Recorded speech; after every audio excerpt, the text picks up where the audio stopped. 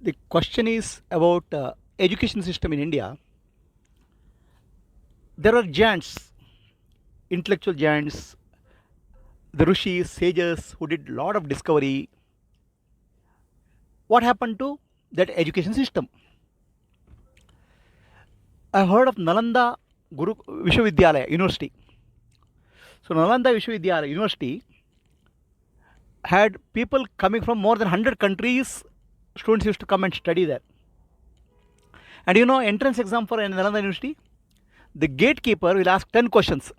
If somebody answers 8 questions, he is allowed inside. That means you should understand the gatekeeper's knowledge, ability. And people used to study 64 kalas or 64 subjects. So, what happened to the education system? The Nalanda University was attacked and burned by foreign invaders. It seems it took 6 months to burn millions of books and manuscripts which are there at that time. You imagine what will happen today if all Google servers in the world are destroyed. If all Google servers in the world are destroyed, what will happen to them? So education knowledge will be collapse. So that's what happened to education system in India. Whether it's Britishers or foreign invaders, Mughals or Genghis Khan. So many of these people, they first attacked the Gurukula system, education system. They destroyed the teachers, and they killed the students, and whatever knowledge material is there, they destroyed. Subsequently, Britishers came.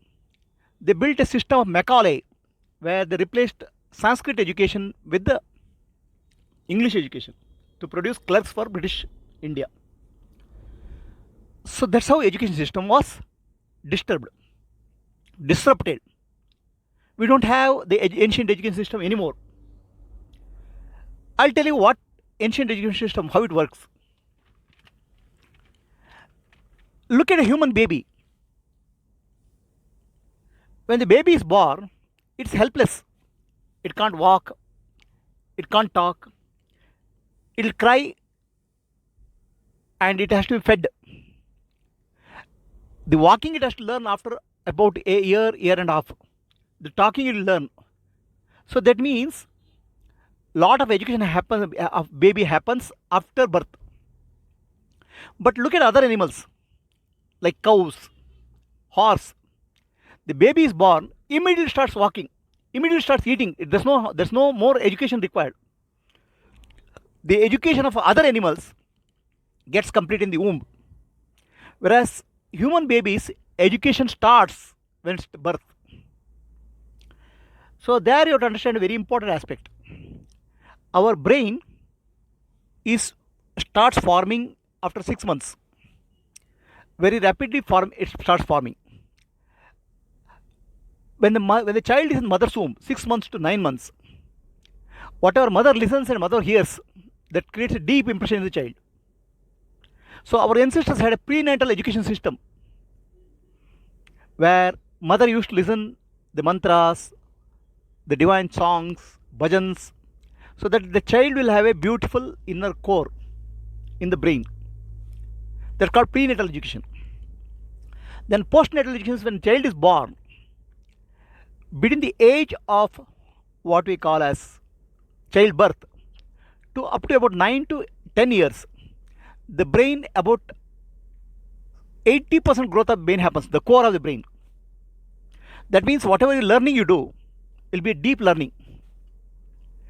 So human child, unlike other babies, starts learning postnatal, whereas all animals learn prenatal birth.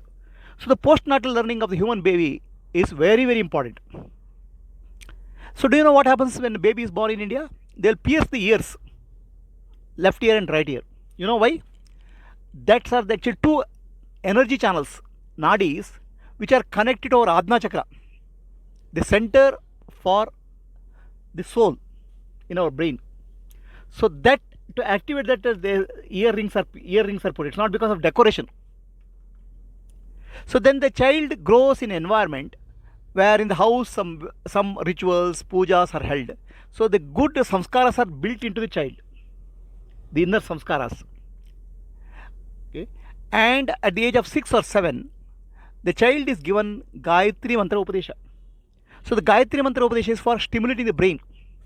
And you know, one thing happens when the Gayatri, when child is Upanishad is done, you see a tuft is given to the, they cut the hair and create tuft at the back of the brain.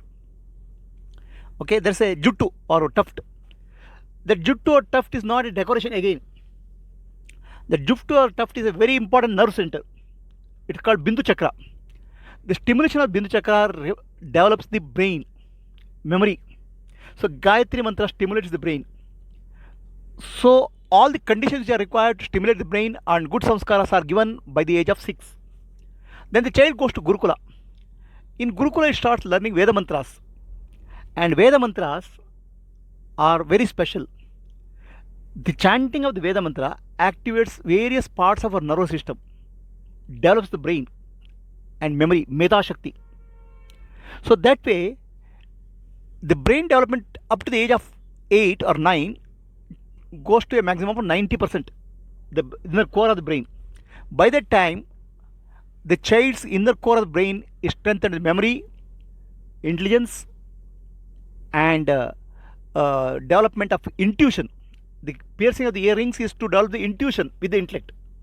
So that way, a preparation is done for the child and develop lot of varied intellects and intellect. No wonder the children used to study 64 different subjects by the age of 16. So, but that education system is collapsed now. There's no longer education system, and people don't understand. People pierce at various parts of the body without understanding that the pierce in the ear is a very specific nerve, stimulates the Adna chakra or center for intellect and intuition. So, for decoration purpose, they pierce various parts of the body without understanding that they'll be disturbing some energy channels within the body. Any questions?